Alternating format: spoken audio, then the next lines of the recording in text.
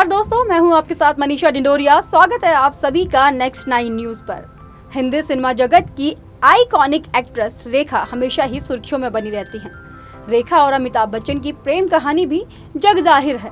भले ही अपनी फिल्मों में अमिताभ के साथ रेखा होली खेलती नजर आई हो, लेकिन असल जिंदगी में रेखा ने कभी होली नहीं खेली। कहा जाता है कि होली के दिन रेखा अपने घर पर रहना ही पसंद करती हैं। वो ना ही किसी से मिलती हैं और ना ही घर से बाहर निकलती हैं। अमिताभ के साथ रिश्ता टूटने के बाद रेखा ने शादी तो रचाई, लेकिन शादी के बाद भी उनका नाम हमेशा ही बिग बी के साथ जोड़ा जाता था।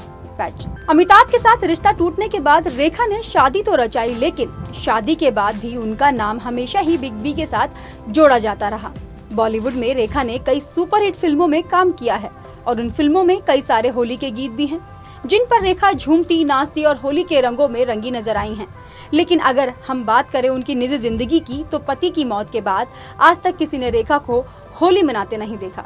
हाँ, अगर वह किसी रियलिटी शो या कोई शूट पर होती हैं, तो उस वक्त सेट पर सबके साथ होली का लुत्फ उठाती देखी जाती हैं।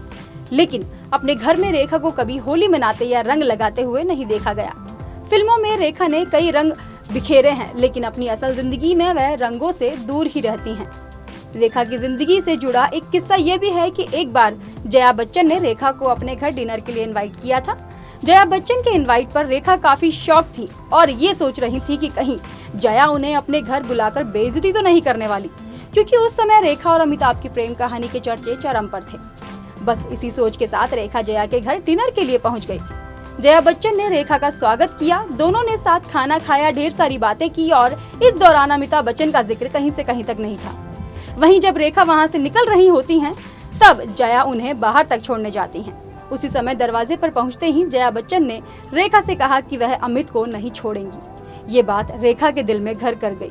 बस तभी रेखा ने ये फैसला कर लिया कि वह अब अमिताभ से कभी नहीं मिलेंगी।